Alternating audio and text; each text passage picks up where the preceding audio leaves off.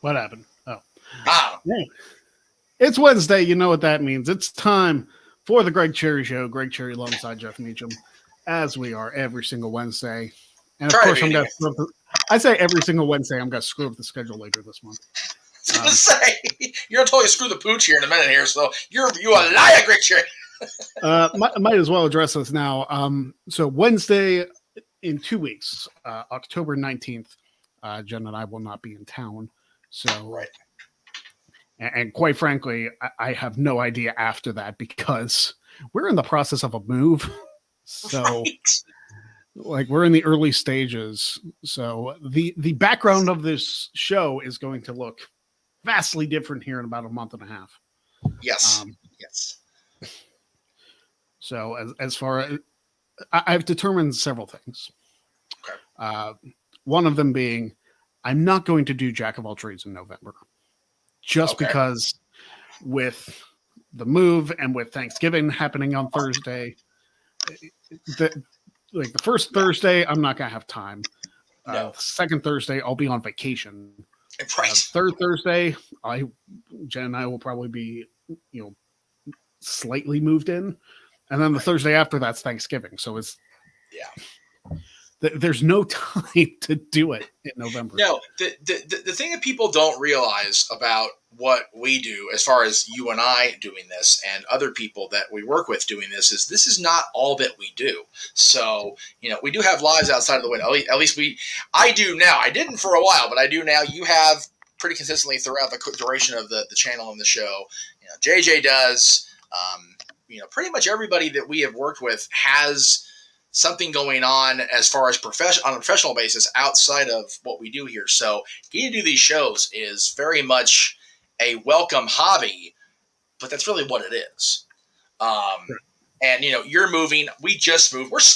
We're still moving 65 years later, it feels like. I swear to God. Because we're still not out of the old house yet. It's bonkers how long this is taking over here.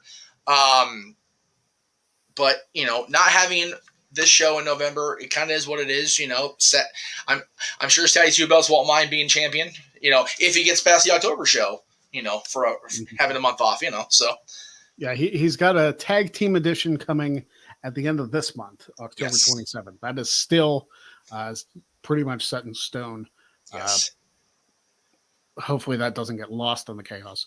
But right. I will likely do one show in December. It might be early December, quite frankly, because, again, Christmas is happening. The end of the year is happening. Right, exactly. It's when we get to January, things should be relatively back to normal.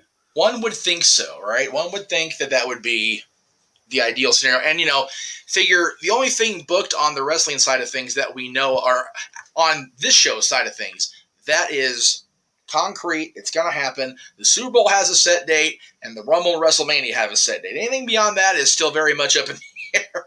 So we're kind of good on, and whatever, if any of our college teams that we follow happen to get that far, then we'll cover that when we get there. But anything past December 31st is gravy at best.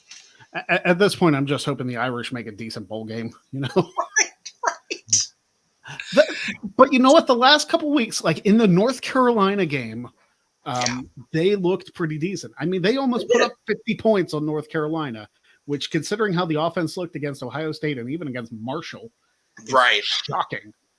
Yeah, the Irish have definitely been a mixed bag of consistency this young season. So we'll see how things play out as we get into the holidays. Well, it's still too early to tell for both my college and my professional team, but I think the team started the wrong starting quarterback. Both of them did. Yeah, and it seems like the Steelers were correcting that. So yeah, Pickett has his first start against Buffalo as a 14-point dog. I mean, that's this is since the merger the first time the Steelers have ever been 14-point dogs. Ever. So you figure, that's a daunting task to put on somebody. Yeah. So we'll see. We'll see if the kid can live up to it. It's both guys are stepping into one of those no-win scenarios because You got to follow Ben. You've got a 6-ring legacy to live up to. That's that's tough. Yeah. So we'll see. Well, to be fair, Ben in his first game did not win the game. No, because Tommy Maddox went down. His next 15 were fantastic. Yes. So fun to hear Tommy Maddox's name all those years ago and think about where he came from. Yeah. He didn't even come from a big name college. It was Miami of Ohio. It wasn't even like the Hurricanes. Oh, I meant the fact that he was the inaugural XFL champion, and then he happened to. Oh, you're talking Maddox. I'm talking Roethlisberger. Yeah.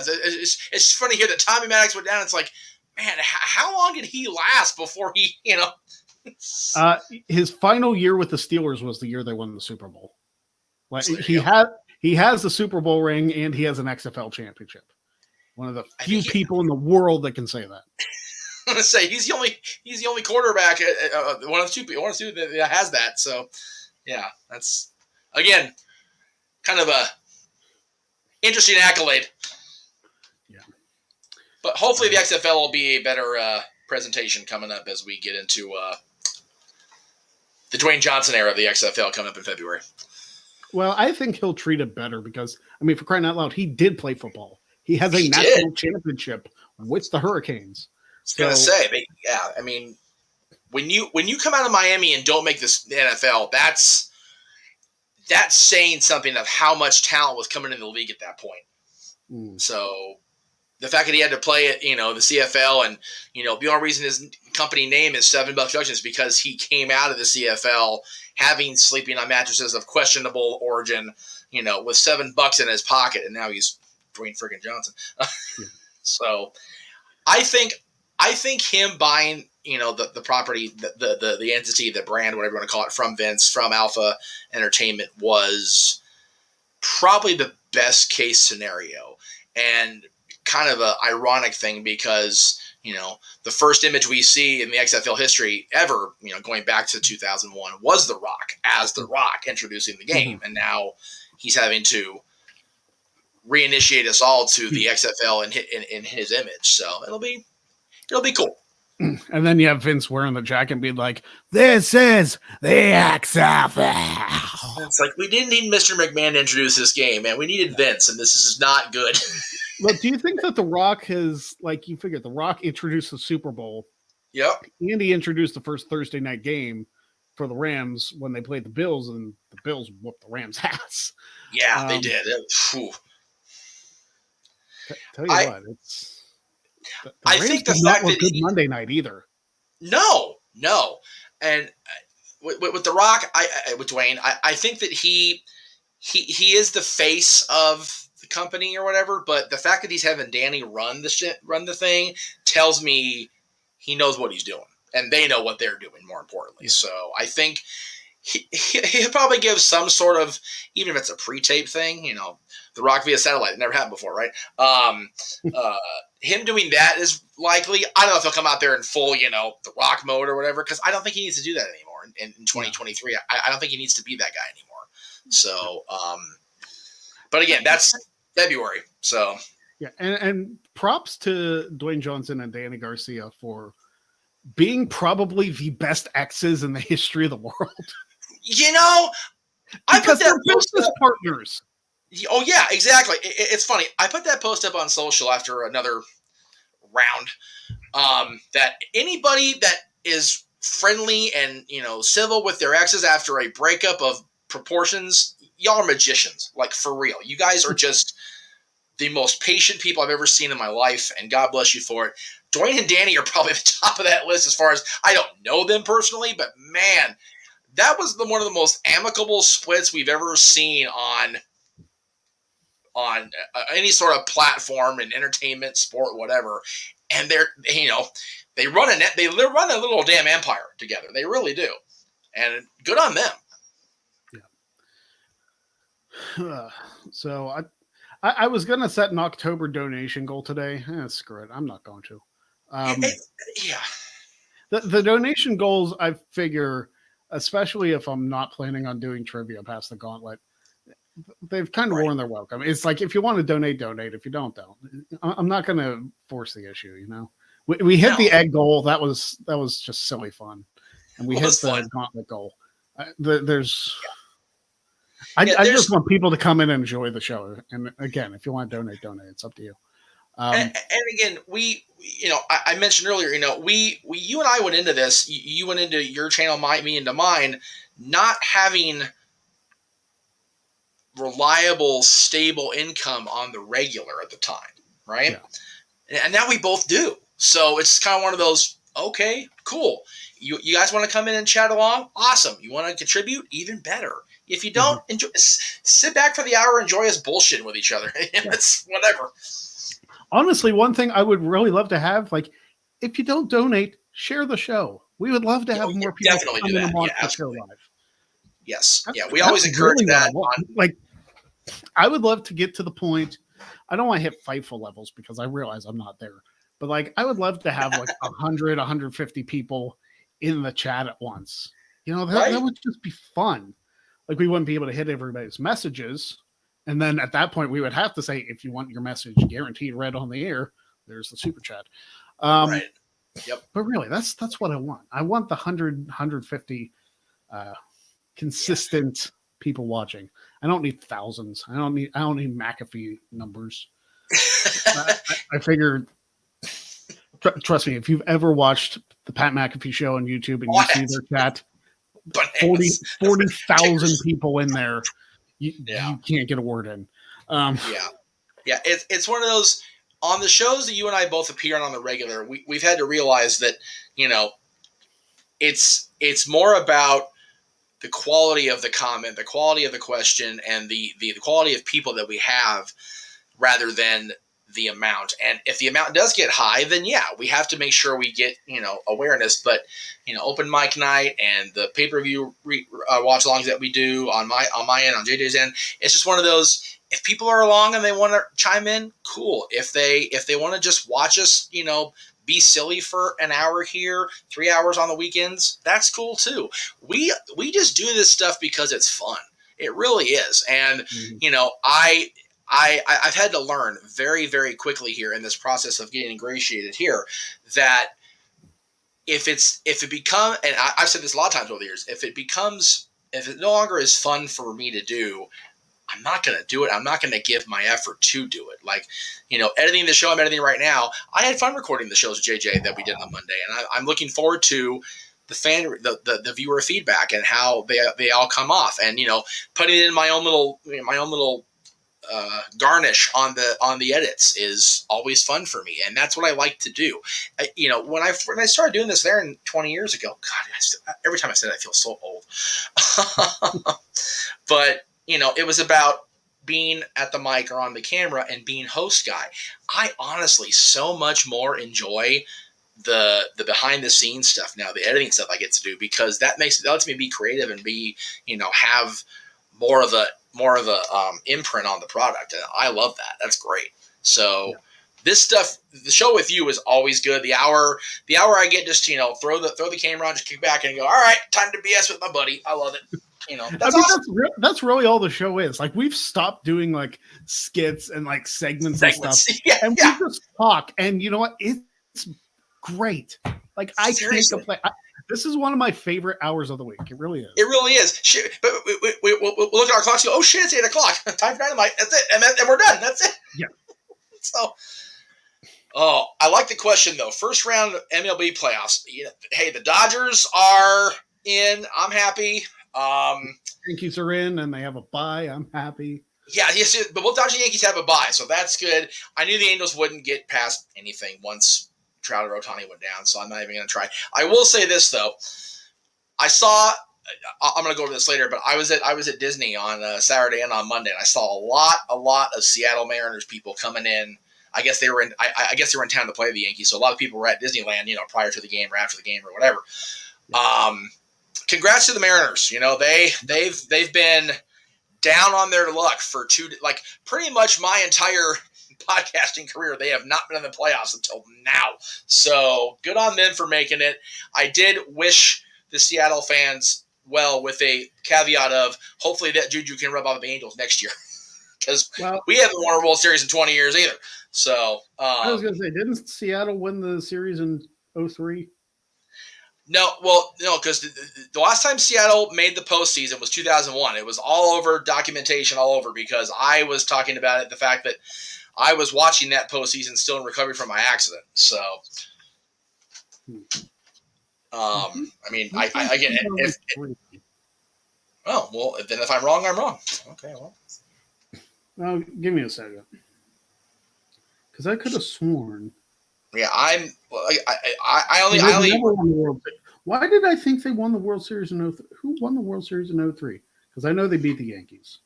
I'm gonna say because I thought the Diamondbacks were 01. So, well, the Angels were 02. I know that. So, 2003 World Series winner. Mariners World Series was none. It was the Marlins. Oh, jeez. That's why we don't remember. Why we didn't With all due respect to Miami, I mean, they were still the Florida Marlins then. Exactly. Yeah. It's I mean, yeah, they have not. Yeah, I mean, look at I mean, Seattle's overall history. They did not. They've had 30 of 45 seasons that had a losing record. That's tough for a fan base. That's a rough road. But yeah, a 20-year. I live 2 hours outside of Pittsburgh. I get it. Right, so that you know. So a 20-year postseason drought is tough on any market in any sport. Yeah. So good on them. Like I said, hopefully that AL postseason happiness trickles down the Pacific Coast next year. Because, man, we're hurting. We've got Aaron Judge notwithstanding. God bless Aaron, man. That was awesome. He finally broke that record. 62, baby. I will say this, though.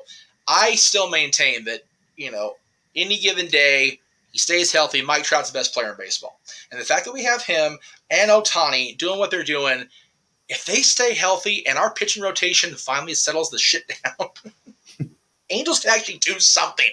They just can't seem to keep those three elements together at the same time. The pitching rotation does not always stay what it could be, and Ohtani and Trout can't always stay 162 healthy. It's frustrating as shit. I saw somebody on TikTok earlier predict a Yankees-Phillies World Series. That's interesting. Which, hey, if it ends the same way 2009's did, I'm perfectly happy with that. Right. Because the Yankees beat the Phillies, I believe, in 6 games. That sounds right. But yeah, as far as first round, it really it's still shaking out. I think I don't think everybody's set yet. So wild card's got to get done because wild card is what it is. It's a 1 game still playoff, right? I think so. So yeah, it's much like football where you don't have a 7 game. It's like you're one and done. So once that wild card round's done, then we can the Dodgers are playing these guys, Yankees playing these guys, they're playing them. I think the Dodgers are motivated enough where they'll go deep.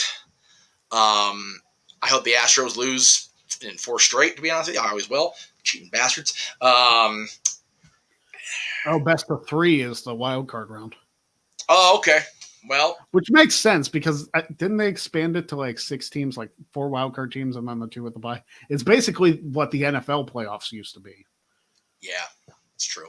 As far as like the 6 teams per side. Right, 6. Because now the NFL is 7. You get 3 wildcard games and 1 person with the bye. Yeah. Which, makes more work for Mikey and I having to do the freaking Squares game every week. So yeah. But it's okay. I would love to honestly see Seattle go far, but if they're going to go far, they need to win. Because if they get far and then they lose, man, that fan base is going to have mild strokes across the region. The poor guys. So again, I always go with the Dodgers as long as they're in because they've been so consistent and they've been so hungry. Now they got that 1, they want to get back in there. Chris, I'm not going to root for the Cardinals. I'm sorry. It's not going to happen because, first of all, Dodgers Dodger area born. Family roots in Ohio, so Cincinnati Reds and Cardinals fans, just no, not happening. But I'm on the air. It's Wednesday. Dylan, I'm on the air. Why are you coming in? Goes. Okay. All right. So yeah, I think that. I mean, the Pirates, the poor Pirates, they've lost 100 games. It's just not. It's not fun.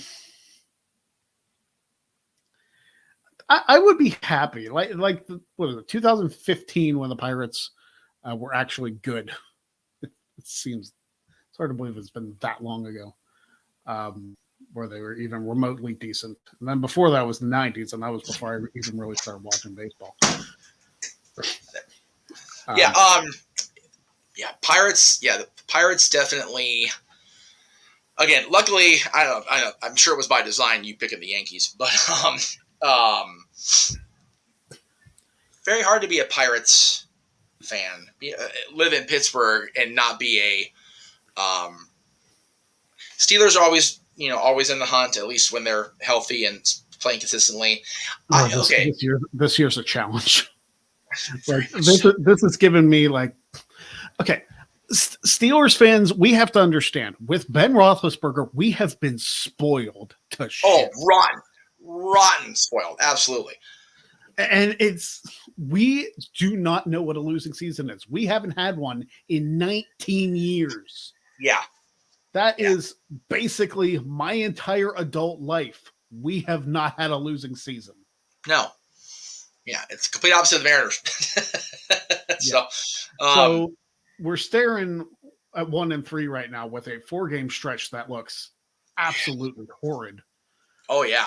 Yeah, you guys are having a tough season, and you guys have a tough schedule this year, which is not a happy combination.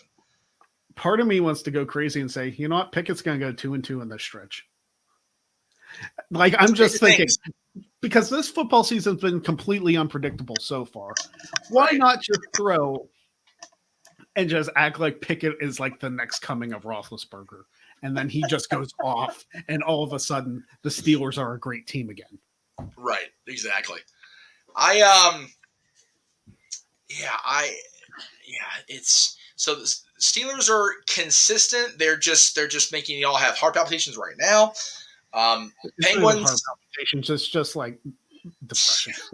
Yeah, the Penguins, as long as Sid is still playing the way Sidney Crosby plays, and he's got a good team behind him, nothing can be said against them having a solid season. Penguins. Pirates, again, are what they are. There's no basketball team in Pittsburgh, right? NBA? No. Kind of like how there's no football team in Cleveland. There's no basketball team in Pittsburgh. Josh isn't even here, for Christ's sakes. Hey, listen. They lost. I know we lost to the Jets, but they lost to the Falcons. Cowboys 3-1. I'm trying so hard to not sit here and Santino trumpet on every show I'm on right now that talks about football. You're still not first in the East because the Eagles are unbeaten. You know what? Here's the one for the day. Fuck Philadelphia. They need to lose. I'm tired of this shit already. Seriously, I hate those bastards so much. I do. Tell you what, though, Jalen Hurts, he's on fire. Oh, God.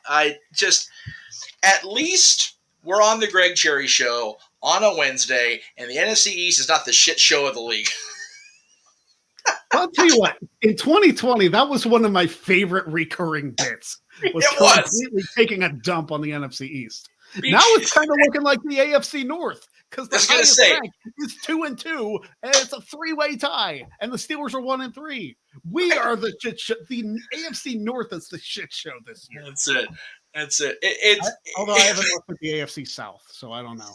That's kind of a disaster too. Yeah, like I said, when the East becomes the least problematic of the bunch after 2 years ago, and just the consistent, reliable bit that we had on this show, it's a nice turnaround. I don't like the division, obviously, because I'm a Cowboys fan, and when the division does well, we have to fight harder. But at the same time, the division doing well leads to fighting harder and leads to better competition and leads me down my primrose path and wanting the Eagles to be destroyed ultimately once and for all. So hopefully somebody does it. There you go. At least not playing them on Thanksgiving this year. I hate when that shit happens because then we got family over and it's a thing. So, well, who do you got on Thanksgiving this year? I think the Giants, which, okay, I'll take that shit. Another NFC East team. The right. Giants haven't been doing too bad considering. No, we always end up playing a rival on Thanksgiving. It was the Eagles for so long. I remember because my aunt and her oldest boy are both Philadelphia Eagles fans, and it's like, oh God, here comes Thanksgiving. So I hope that's not the case. I'm actually going to check that now that I said that. Make sure. One of my roughest weeks in fantasy football is Thanksgiving week. Always is. I don't know why.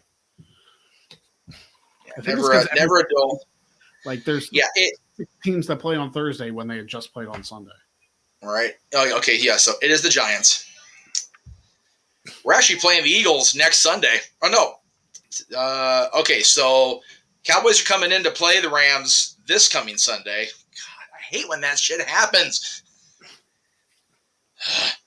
That's okay. We play the Chargers preseason. I'm like, oh no, I'm sorry. Week 1, Cowboys play the Bengals. I'm like, okay, who booked this shit?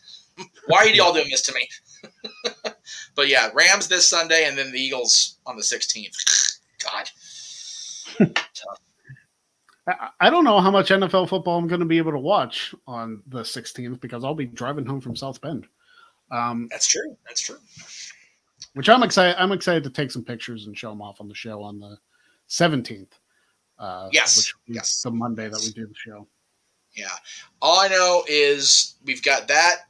You got that with it that Monday. Next week is going to be awesome. We've got cool stuff coming up on JJ's channel. As far as reviews go, Halloween Ends is finally in theaters, which I know you're not the horror fan guy like I have apparently become as far as that movie goes. But I'm looking forward to that. I know that there's just a lot of cool stuff coming up. NHL opening night is this coming Tuesday. So that's awesome. There you go. There's a game in the afternoon for us West Coast folks, and then at 7 o'clock on the West Coast, Vegas comes in to play the Kings, and Dale and I will be there for opening night. So there you go. Because my dad and my brother are still at Disney World. They'll be probably by the time the game actually starts, they'll be taxiing out of LAX into the flyaway area. So coming home because Disney World is a week, and it'll be cool. I'm going from my first 3 days of actual on-the-job training at the House of Mouse. Was gonna go play at work on Monday. Ended up having to reschedule that, but then Tuesday is opening night for the Kings. I'm so glad hockey's back. I always miss hockey. I hate having hockey in for us in April. It always seems to be that way. So we had a good off season though, as far as Blake and the staff within the system, kind of moving the pieces around. So hopefully we have a good run. It's always a crapshoot. We've had a decent preseason, but like I keep telling everybody, preseason games matter about as much as a drop of water in the Pacific Ocean. It is what it is. So we'll see. Steelers do have Pickett. He is a solid dude. I really think that the management, the coaching staff giving him a chance should pay off for the fan base and for the team. Because he's talking about George Pickens, the wide receiver. Oh, Pickens. I'm sorry. I'm so blind. Trust me, it's going to screw us up too because we have Pickett and Pickens. So I can't even. It's like my blind. I need to clean my screen. It'd be easier if they were on different sides of the ball, but they're not. No, of course not. That'd be too easy. And yes, Chris, I do agree that it would be nice to see Pujols go out with a championship. I can't make myself root for the Cardinals. I can't. Sorry. I mean, that would make Cher happy, but it wouldn't. It would make Cher happy, and it's one of those. It'd be nice if we could all have something go well for us in the realm of sports entertainment, postseason or championships. But we all live in different parts of the country, so. Mm-hmm. And I'm selfish. I want what I want, and I want it now. I am Veruca Salt when it comes to sports. So, yeah, I'm sitting here like the Yankees haven't won a World Series championship in 13 years, and people are looking at me like, "Shut up!" Right? Take your 27 pennants and kiss our ass, or whatever the hell it is for the Pretty Yankees. See, at least I have the room to talk when it comes to Notre Dame. Like I've Yes. been witness to 5 or 6 Yankees World Series championships, Right. 2 Super Bowl championships, and 2 Super Bowl losses. Yes. 3 Stanley Cup victories for the Penguins. Yep. And like, I just want to be able to witness a Notre Dame national championship. I've been alive for one, but I haven't been able to witness it myself. Right. Yep. We've been, again, I've said it for years. We've been spoiled here in LA with the I'm in the house almost every week, Marshall, but thank you.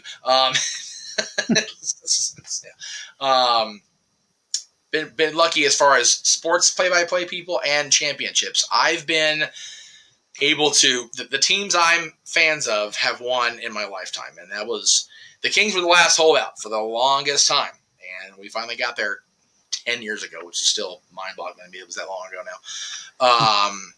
And the last one was 8 years ago, so it was what it was. But I've seen the Dodgers win, even though I didn't grow up primarily a Dodgers person. I was alive when the Reds won their last World Championship. Witnessed it on television. That was the year that Pete was still managing and got in the trouble he got into. So I got to be a part of a Pete Rose involved Reds World Series championship. So that was kind of cool.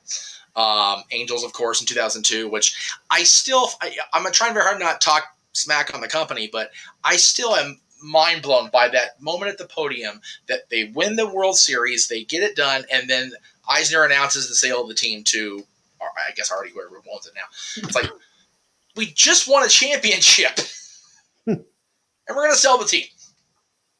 Okay. I mean, hey, the value of the team would have gone up if they want to buy it. It's like, hey, here's a championship. It's going to cost you more. Right. And of course, yeah, the fact that it was announced on the night of means it was well into negotiation by then, I'm sure. But I mentioned earlier about the good juju run trickling down from Seattle to the Angels. Hopefully the sale goes pretty without a hitch, because they have announced it's going to be a thing, or at least they're in talks to sell.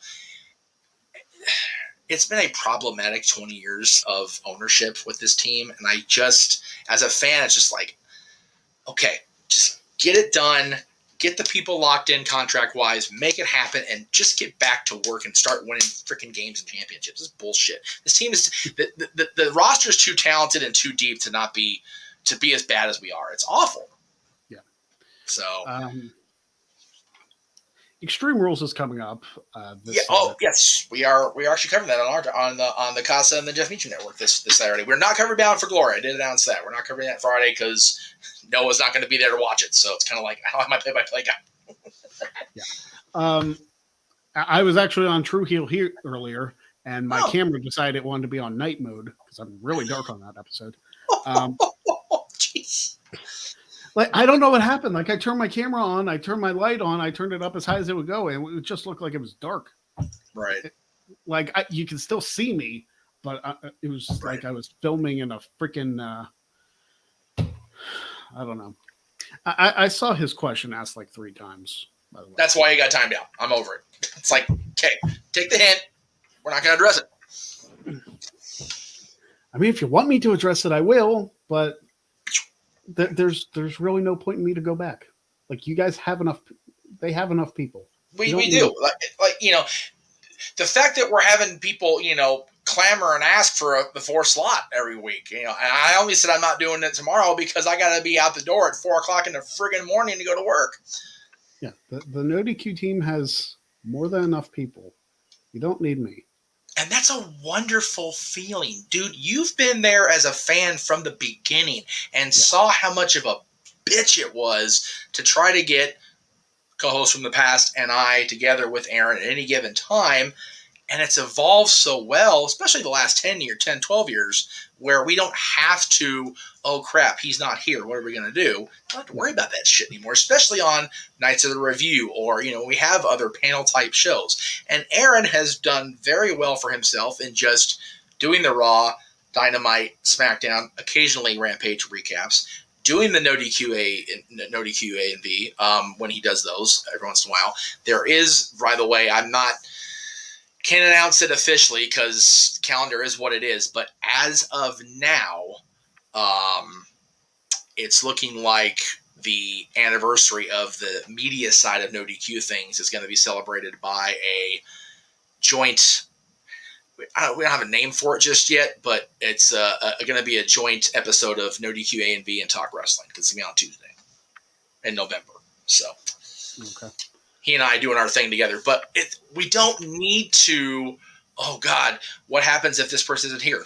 Somebody else can pop in. It's wonderful. Yeah. So Greg he and I are happy doing this show. Like I said, this is the best hour of the week for both of us, man. We sit here and just, like you said, BS for 30, 35, 40, whatever it is. And it's great. It's wonderful. I do my shows when I can. JJ and I record our shows when we are available. It's a good division of responsibility and stress that we didn't have 20 or even 15 years ago. 15 years ago was me. That was it. So it's nice to have that reliability in people, which reliability in people, period, is always a crapshoot, but it's nice to have it. Yeah. And quite frankly, like, I'm happy doing the live shows. I'm happy doing the Greg Cherry Show. I'm happy doing Jack of All Trades. I did Fightful Spotlight last week. That's still up if you want to go check that out. I did True Heel Heat today. I do the Fightful Football Weekly show on Saturdays over on their Twitch channel. Yep. I'm happy what I'm doing. Like, yeah, that I understand there's a nostalgia feeling for me being on the review because I was part of the No DQ team for a few years. I get that, but you don't. And it's not a matter of animosity. It's a matter of if he's asked, sure, why not? But it's, he doesn't need to be asked. They don't need to ask him. It's, hey, you busy? Want to come on? Sure. Okay, good. And that's really the entirety of the conversations. It always is. Yeah, it's one of those things where, like, if it was a special edition, like, I think the last one I did was the Review 100. I think that was the last one I did. Right. Pretty sure. Because it was right before, or like maybe a month before my final defense before the 1,000 days. Because that's where Virtue said if we got that far, like if I made it that far, that he would be my challenger to see if I got the 1,000 days or not. And I don't think I've been on the review since, which is fine. It is what it is.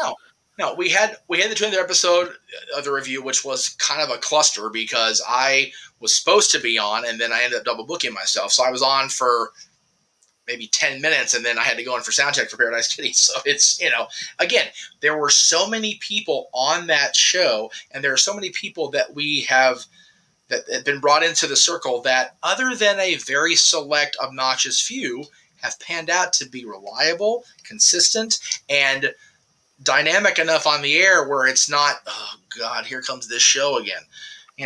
It's a great feeling. Like I said, if I'm asked or if I am available, I do ask. Same with Greg. If he's asked, schedule opens up, cool.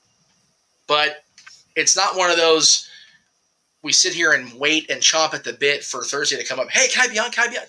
Hey, I'm available. Greg's available. Let's do the thing. This is what is the reality of it, is that we, like I said at the top, we've all had the opportunity, the joy of being able to have our lives expand outside of these windows. And that wasn't the case when I started my channel, certainly. When, Greg and I started doing the trivia on our own, as our own brand, separate from the No DQ brand, that wasn't the case. And now people's lives develop, despite belief and narrative to the contrary, especially on the Twitter platform. There is life beyond wrestling and wrestling social media and wrestling Twitter. And that's the beautiful thing. Come in here, sit down for an hour, BS. I go in the kitchen and cook dinner for my kiddo. And then I come here and I watch Dynamite if I can. I'll probably be watching Chucky tonight. There's a question about that we'll get to momentarily. That's all you. I know. I've been looking forward to Chucky freaking always like since they announced it was coming back for season 2, and then they gave the date. I'm like, all right, October 5th, because October 5th is a big day around my house anyway, because two of my scissoring day. There you go. That's it. It's a major day on a lot of fronts. You figure you've got 25 years ago at a pay-per-view in St. Louis, Missouri, we had this guy walk out for the first time in this gimmick, and man, I kind of like really glossed over it, and I really felt I did it a disservice, even in my not wanting to be. I would be remiss and not mention it. I still maintain that the story between him and his brother, The Undertaker, is the greatest long-term story that company has ever told and will probably ever tell. Yeah. And a lot of that is because of the contributions of Glenn Jacobs. You know, agree with his current stance in the world now or not, the character that he portrayed, the character that he allowed to evolve over these last 25 years, especially in the earlier parts, and even as it went on, Kane has been a consistent, solid main event level character. Yes, there were some hiccups. One of those hiccups led to Extreme Mayhem becoming a thing. I mean, let's just not even gloss over that either. Katie Vick was a deal, but unfortunately, I'm happy for Glenn. I'm happy for Kane. I'm happy for the fans that they've had that character to, be a part of that for so long. And then today is Statboy's birthday. And today is my friend Shell's birthday, who I've known since 4th grade. Happy birthday, Statboy. So yeah, happy birthday to both of you. So October 5th is definitely a cool day, and I'm definitely looking forward to Dynamite tonight. I'm looking forward to, as you've so ugly pointed out, National Scissor Day being a thing. Like, Jesus. I even posted a picture on Twitter of me doing that. But Billy Gunn and his catchphrase and nicknames ever since Jericho Cruise have been I don't know about a welcome part of my life, but they're definitely there. Yeah, not sure what they're there, but they're definitely something. Yeah. I'm not sure if I necessarily want them there, but they're there. Hey, so, on Monday night, you fully got to expect the daddy ass chant, because odds are he's not going to be there. But no. in this crazy world of wrestling, Billy Gunn might be like, "Hey, is it okay if I join the DX reunion for one night and then come back?" And like the exposure might help AEW, and people will be like, "What's daddy ass?" And then they go watch Dynamite and see the Acclaimed. Dude, I want so bad for him to be on there just so Hunter can. Daddy ass, really? Really? That's the gimmick we're going with? Oh, okay. Or if they start the chant, be like, he prefers to be called Mr. Daddy Ass. That's right. It was Mr. Ass here. He's been downgraded. Okay, cool. Good to know. Whatever Hunter says is going to be good, I'm sure. Yeah. So you figure he'll have a smart ass remark for that. Yeah. Between him, Sean, and X-Pac all being there, and Road Dogg being back, yeah, it's going to be fun whether Billy's there or not. I have a feeling, but Billy there would be icing on that green and white cake, no doubt about it. So worst to best, I mean, God, Seed of Chucky was so bad. So bad. I'm glad they're bringing the character of Chucky and Tiffany's kids back. It looks like it's season 2, so hopefully that pans out better, because, man, the movie was awful. Child's Play 3 was the next worst. And then, honestly, they kind of all fall in the group in the middle there. Bride's decent. Curse and Cult were both great, and were able to bring the story back to where it needed to be to get to the series being a thing. One's still the best, but I think 2 is actually my favorite. The one with Christina Lisa and the Kyle Rule, and I'm glad they brought her back for at least season 1 of Chucky. We don't know if she got blown up at the end of that season or not, so we'll see what plays out. But yeah, Seed of Chucky, if they could do 90% of that movie differently, I'd be so much more grateful. The only problem I had a problem with 3 was they skipped ahead, whatever it was, 8 years for the purposes of telling the story of Andy being in the military academy and whatever. But then when they went to Bride of Chucky, they waited those 8 years and then said it in the same sentence. Like, if you're going to time jump, it was just a weird, and 3 just was not a good story, and it only recovered as well as it did because 3, the way he died in 3, it was like, dude, how do you come back from a literal fan motor at a carnival, slicing and dicing you to 3,000 pieces? Well, they found a way. Voodoo is a wonderful thing, and stitching is what it is. So both 3 and Seed had that same potential as Halloween Resurrection, Halloween Curse of Michael Myers, and Rob Zombie's Halloween 2 had to derail the franchise, and it didn't because they were able to come back. So the series has been good. I've enjoyed it. I've liked the fact that there's telling it in real time and still going back and, showing us the origins of why Charles Lee Ray became who he became and how we got to the start of the first movie. So I'm looking forward. Like I said, I'm probably going to honestly DVR Dynamite so I can watch Chucky in real time and not have to worry about, spoilers. Cause I'm on the internet, whether I try to be or not. And I get text whether I try to or not. So it's like, no, I want to see Chucky as it happens. There we go. All right. Let's see. Where's that comment? There it is. Okay. Is anything else? There was another question I thought I saw in here. Oh, yeah. Oh, yeah, the best Kane. Best Kane match. I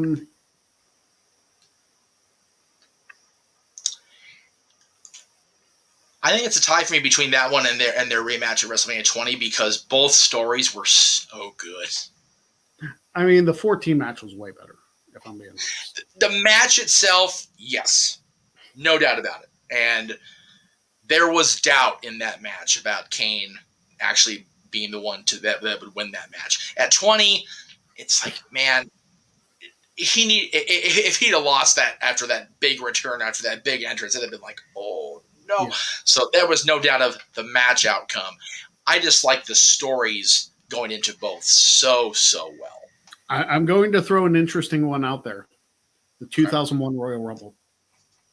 Oh, yeah. Yeah. Yeah.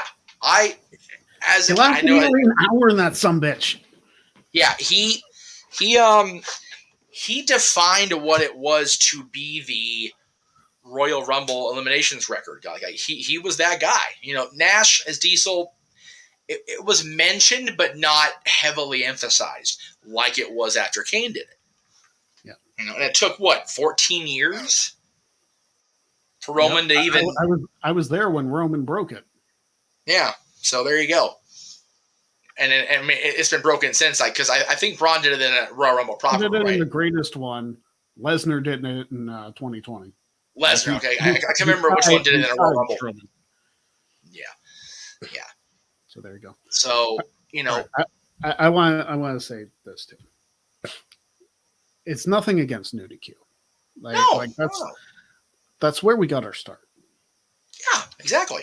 So it's not that I don't want to go back. It's that there's no reason for me to go back. Yeah. They have everybody they need. Yeah. I'm quite frankly not that much of a draw, if I'm going to be honest. I understand, I'm probably one of the more well-known people that have been through NoDQ, but I honestly don't think that my presence alone is going to draw more people in to watch. That's not what it's about. That thing is, the brand is bigger than the people there. So there's a reason I started my own. It's so I could do more of my own stuff. Yeah, the proof is in the pudding. As far as what you just said, that it's bigger than the sum of its parts. The sum of its parts completely fell out of being on there in 2011. And to Aaron's credit, he picked up the ball. He struggled at first. He and I talked about that on the air together, and ran that thing and, was on his own for well over a year and kept the fan base consistent. And, I only came back when I did because I missed being friends with him. That was the shittiest part of that. But also they were still in town for SummerSlam every year. The likelihood of us bumping into each other, it's like, hey, we're here. Let's record something. The main reason Talk Wrestling came back in 2014, hand to God, it may lightning hit this room if I'm lying about this. I was walking with the kiddo out onto Harbor Boulevard, leaving Disneyland from a day at Play in 2014, and I get a DM on Twitter from Rob Van Dam going, "Hey, are you still doing shows with No DQ? I got something to promote." Sure. So before I even answer Rob, I called Aaron. I'm like, "Hey, here's this. What do you got going on?" He goes, "Let me know when he's available." Okay. That was the show we did down at Venice Beach, the 4-parter where he pitched whatever the hell he was promoting at that time. But all those awesome pictures we took at Venice Beach, and all the stuff we did that day. That's why it has stayed the way it stayed, because had Aaron not realized that the No DQ brand was strong, with or without Jeff Meacham, with or without Greg Cherry, with or without anybody than Aaron, had Aaron not had that realization about himself and about his brand, we wouldn't be sitting here talking about it 8 years later, or 11 years later after I left. So good on them for being entrenched enough in the mind of the internet wrestling community that they didn't just, after I left and after, it was what it was. The No DQ brand does not need specific people. It's about the collective. It's been dubbed the No DQ Galaxy. It's funnier than hell. I admit that. I love that AEW's stolen that from us. I think that's funnier than shit, to be honest with you. But it doesn't need just one person to make or break it, nor does one person's absence make or break it. Greg and I both realized that, yes, as much as we enjoy working with Aaron and Virtue and everybody that's come into that circle, I, at least, and I know, and I'm trying not to speak for Greg here because this is the Greg Cherry Show after all, but I realized that I wanted to do more than just talk about professional wrestling every week. And that's why I branched out. Greg successfully branched out and talks more about professional than just professional wrestling. I was able to get over that hump, which is why I cut back a lot of stuff I do. You've got your things with Fightful now. You've got different things where you do different discussions and different games and different activities. And I think that's great. So again, talking about it bad, asking something bad was not what happened. It was just a matter of, You asked the question 3 times. Yeah, we weren't ignoring you. It just wasn't something we were planning on addressing. But no, it was. And let me say this. I'll be honest with you. The Greg Cherry brand wouldn't exist if it wasn't for No DQ. Right. Same with my brand. Because if it weren't for Wrestling Trivia Challenge, like if Wrestling Trivia Challenge wouldn't have become a thing, I probably would have just stuck with No DQ and not done my own thing. But the fact that the trivia thing came into mind and the fact that I was able to win, like I honestly didn't think I was going to beat Jeff. Honestly didn't, because Jeff hadn't lost a wrestling trivia match since the days of XMV. And that was 2002, 2003 time frame. Yeah. So he hadn't lost a wrestling trivia thing in like 14 years. Yeah. And then this guy came along and beat him. And then that guy decided to come back and beat me, and we had our little feud going. So yes, if it wasn't for Wrestling Trivia Challenge, Greg Cherry brand wouldn't exist. I would have never got on Quizzlemania. Right. I likely wouldn't have my stuff with Fightful. Like none of this would have happened. So like we are very appreciative of everything that we had and everything that's happened since. Right. But that being said, if there's no need to go back, why go back? I think the issue that at least this person is having, and at least people seem to have, is they saw a lot of things unfold on social media in the last month. You gotta remember, folks, even social media, it's not real life. No. And if you watch the No DQ review, like you're asking Greg to return to, the moderator of that show fully admits that his conduct on that platform is different from the person you see on screen. And a lot of us tend to go the same way because it's a lot easier to be, direct when you only had 280 characters to work with. At the same time, it's also easier to hide behind the bullshit. When you're in your camera talking to somebody or talking at somebody and they see your face, very hard to be a lying sack of shit because it shows. Our nose may not grow like Pinocchio's, but a liar always outs himself at the end of the day, and I have zero animosity with anybody that I work with on No DQ on the regular. Definitely zero with this guy and his family because damn, they've taken care of me like I'm fucking kin. So to dispel all the rumors, to dispel all the bullshit in the gaga, as far as I'm concerned and as far as I observe, there is zero bullshit, animosity, drama, whatever you want to call it, between myself and No DQ and between Greg and No DQ. And anybody that thinks any differently or says anything differently on any platform, even that godforsaken 280 character piece of shit platform Twitter, is wrong. Yeah. I am one of the least dramatic people in the world. I'm not, so I fully cop to that shit. So see now that bothers me because we don't need to go comparing people. No, and again, that's the entire basis of why people think there's drama, because there was drama on Twitter between those two people. And like the Twitter post that Riff put out there is like, hey, Greg should moderate the debate between Virtue and Sean. It's like, I don't want to do that.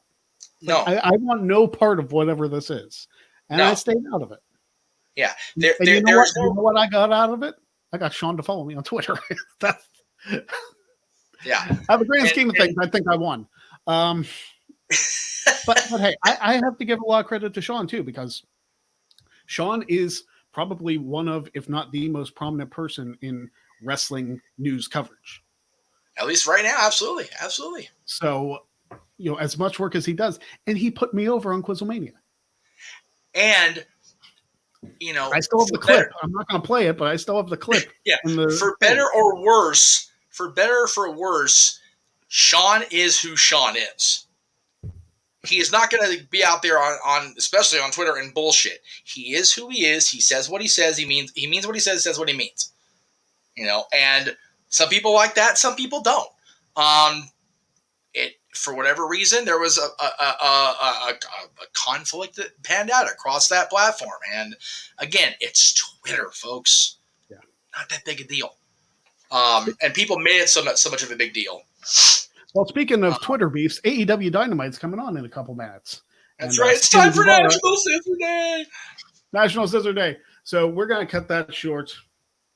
Don't try and make anything out of that last conversation. There's really nothing to it. We're not burying anybody here. We're just. I find it funny that it's still being brought up, and it's like that's the people that don't have anything better going for themselves than just perpetuate something that really wasn't there at the end of the day. No. And I listen. I saw that, commented on it once, and then went to a high school football game. That was my Friday that day. Right. Yeah, that's it. But anyway, Dynamite's about to start. We're going to kick off National Scissoring Day. So until next Wednesday, yes, next Wednesday, because the 17th is a Monday. So until next week, for the Greg Cherry Show, for Jeff Meacham, I am Greg Cherry. Have a good week. Don't be a jag. And we'll see you next week on the Greg Cherry Show.